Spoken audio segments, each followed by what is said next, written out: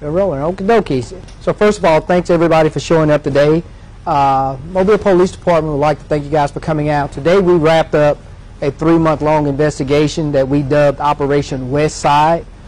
In Operation West Side, we focus on 2 areas primarily: the 80 Road area off of Ziegler Boulevard and Mobile Terrace off of Cody Road.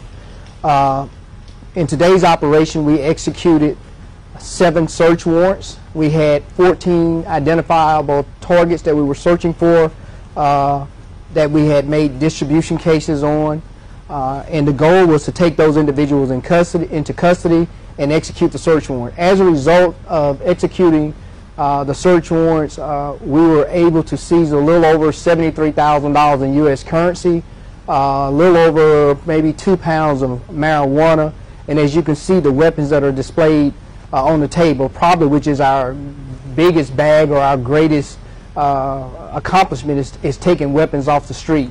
If you'll notice that there's a what looks like to be a .40 caliber handgun that has at least 1 magazine that has 22 round capacity, which is more than what law enforcement officers have that they have as they carrying out their duties on a regular basis. And you'll also see what looks to be an assault pistol type weapon that fires 223 rounds, which typically penetrates law enforcement body armor unless you are on the SWAT team or something like that. So today's accomplishment is by executing these search warrants and taking these weapons and these drugs off the street should have a significant blow to the communities that we executed these search warrants in. And certainly we hope it has an impact in our community by taking these weapons off the street, and will help make our communities much safer. We'll answer any questions that you guys might have right now. Was the SWAT team part of issuing these warrants going in? In some of these warrants, yes, they were used as the entry team because they were considered high-risk warrants. We had information that weapons may be inside, and of course that's one of the criteria that we utilize when making a determination if we're going to use the SWAT team. Can you say the name of the operation again? Operation West Side. West Side. Yes. And what parts was that again? It would primarily focus on the 80 Road area off of Ziegler Boulevard, and then of course Mobile Terrace off of Cody Road. Was this, obviously this is primarily marijuana, were there other drugs? We recovered marijuana. There was some cocaine, and there were also some prescription pills that was recovered as well. And of course, anytime we do these operations, the primary focus is actually to take offenders off the street. These were many of the people that we targeted. We made distribution cases on. So recovering drugs is a bonus when we do these type of operation. And today we've got a very good bonus to recover the amount of drugs that we were able to recover. And again, the U.S. currency, $73,000. You can see the type of business that was taking place in that area for someone to be able to have that much money in their residence as a result of selling drugs in the community.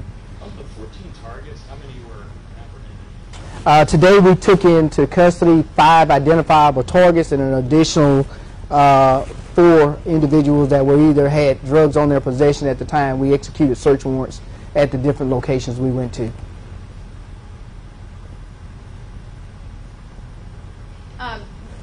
I don't know if this is a dumb question or not, but what happens to the money going from here? Well, eventually, you know, the case will be adjudicated. We'll file civil forfeiture proceedings to have the money condemned to the department for utilization and training and assets that we may need here in the department. Anyone hurt in the process of any of the warrants being served today? Say that again, ma'am. Was anybody injured in the process? Any major incident go down? No injuries that I'm aware of. I think everything went off without any incidents, and that's always a good thing. We try to always execute at a time that we're not putting the entire community at risk. So we look at different risk factors as we make determination that when we're going to execute. And so today was no different than any of the other ones that we've had. Everything went off the way the way we had it planned in particular. Any other questions? Yeah, with the just different crime trends and stuff, how important is it for you guys to do these operations? Well, you know, I think we talked before is that, you know, we're always looking for areas where there may be what we call open air drug markets. Anytime we find communities where we get regular reports of drug activity taking place. So any communities where we get that kind of information, we plan out a scenario by which maybe we can do an in-depth investigation, and when we find that our efforts, the efforts that we focus in that area are fruitful, we'll continue that operation for as long as we feel like we need to, in order to try to pull in as many people as we possibly can, so that when we execute, we have as greater impact as we possibly can on reducing future criminal activity in that area, in particular by way of drugs. Have you guys run the numbers on these guns yet? Like, are they stolen? We have not done all of that as of yet, and so we will be following through to see if any of these weapons are stolen, and then of course if there are any additional charges that we may be able to bring against some of the suspects that we have in custody as of right now. And those suspects in custody, or those who have been apprehended today, are they going to be heading to Metro Jail, and are you going to be releasing the names? Yes, ma'am. Charlotte and Corporal Dubose will provide you guys the names of the individuals that were arrested today, along with the locations that we executed in their recap later today. Like I said, I have one more question.